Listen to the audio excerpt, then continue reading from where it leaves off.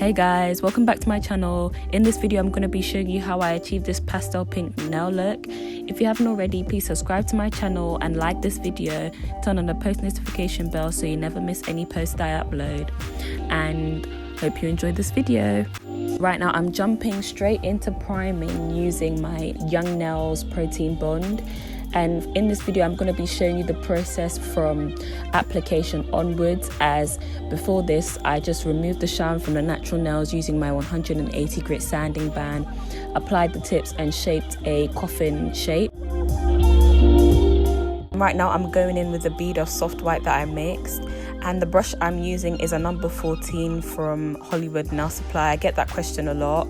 I will try and find a link down below, but because I go to the actual nail supply store in Peckham, some of the stuff that's there is not on their online shop.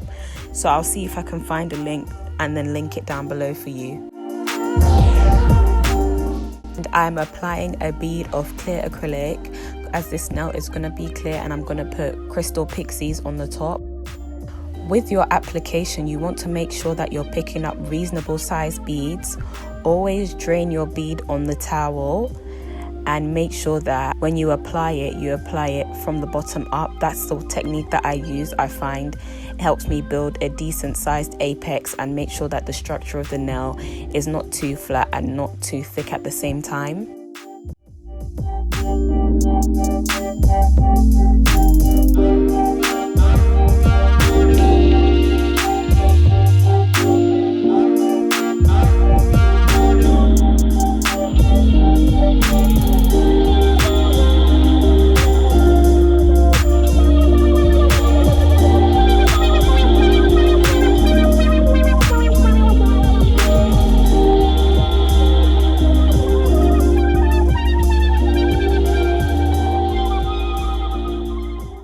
And right now I'm going in with a bead of pastel pink from Glitter Bells, and I'm starting halfway down the nail, and then I will go in with a second bead on top just to build up the structure of the nail, and then I'll go in with one at the cuticle area.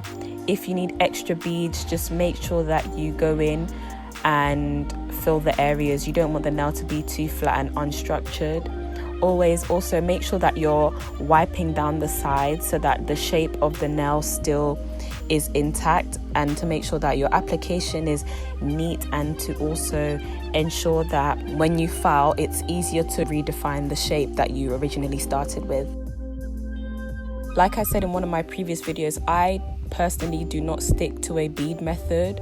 I just add as many beads as necessary, and I think it's best that way, because if you stick to a bead method, for example 3-bead method, and the third bead you pick up is not as big or is not sufficient to make sure that the apex is correct, then you're going to be left with either flat nails or over bulky nails. So you just need to do as you see fit, and then look at the nail from all angles and see if it looks very well structured.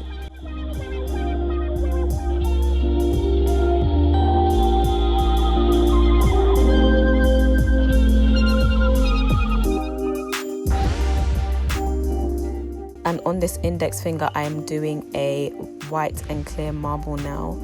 I'm picking up 1 bead of white and 1 bead of clear acrylic and placing that on the nail tip and then swirling them together.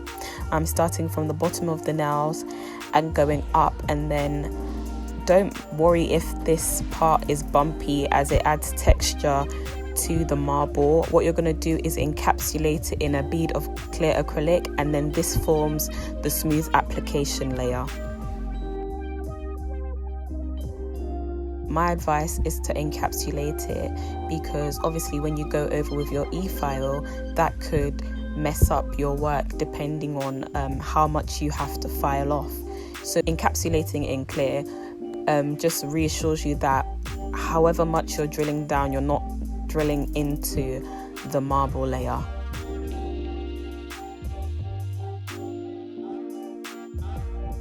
What I like to do is encapsulate anything that is more than one color. For example, ombres, tricolor ombres, marbles, anything with glitter, like anything that is not one color I would like to encapsulate, just to make sure that the work that I've done is It's kind of like a protective layer, that's what I like to call it, just to make sure that your work will not be destroyed by the e-file or the sanding band, or when you file it after.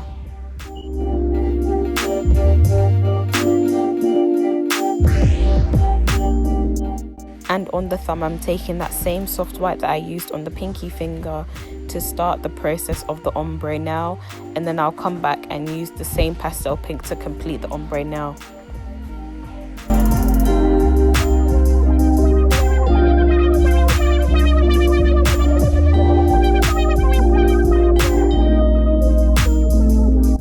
So right now I'm taking that same pastel pink and using as many beads necessary to blend and complete the ombre.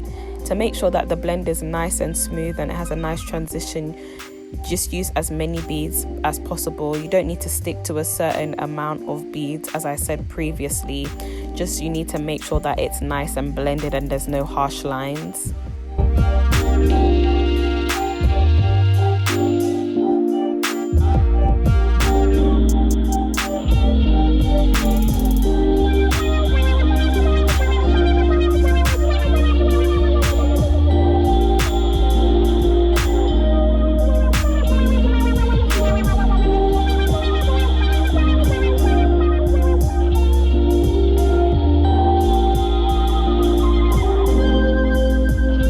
And then obviously, as usual, I'm going back in with my bead of clear to encapsulate the ombre.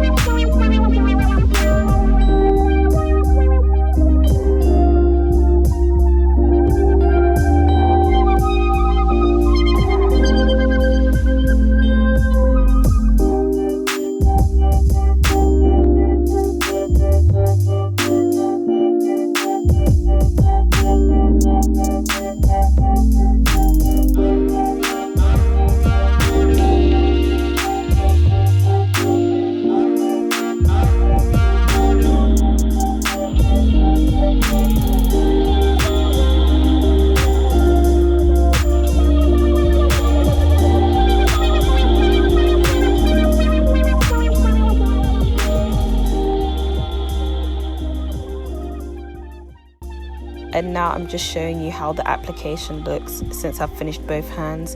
As you can see, the shape is still intact and it's nice and smooth on the top. So when I go back into file, it won't be as much filing to do.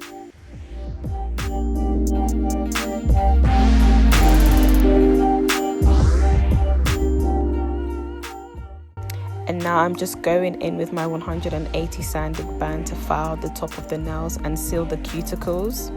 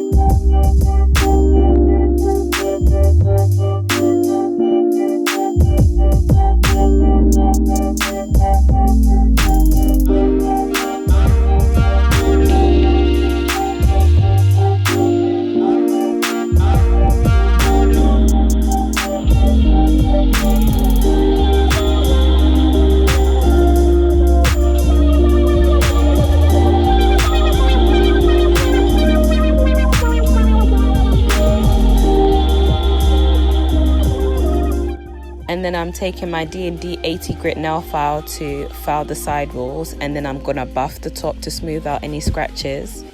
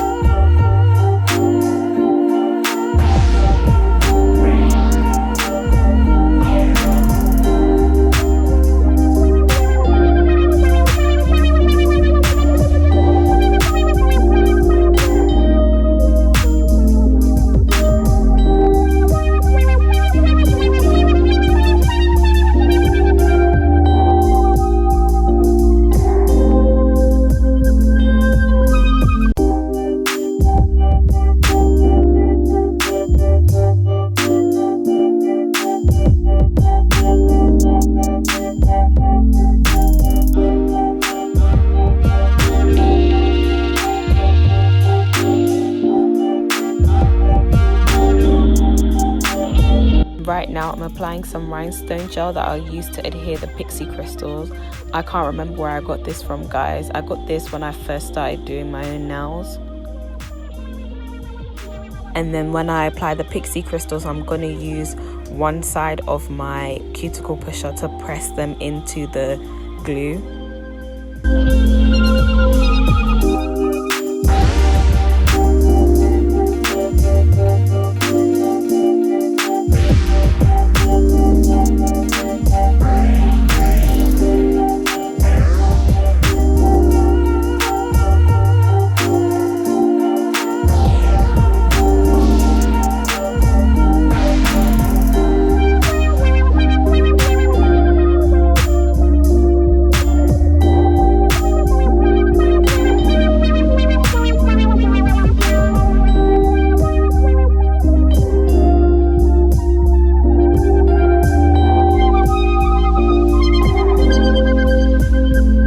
And now I'm finishing off with my D&D gel top coat, and then I'll cure that in the LED lamp for 90 seconds.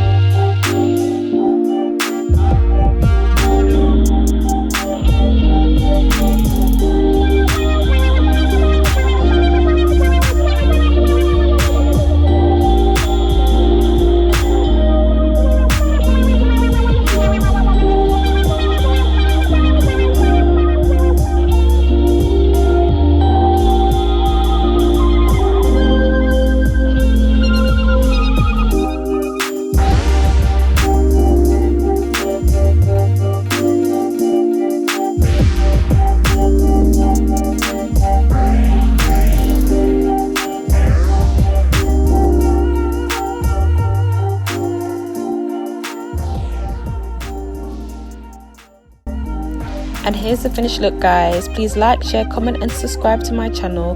Turn on the post notifications so you never miss a video, and comment down below any questions you have. I'll be back with more videos, so stay tuned.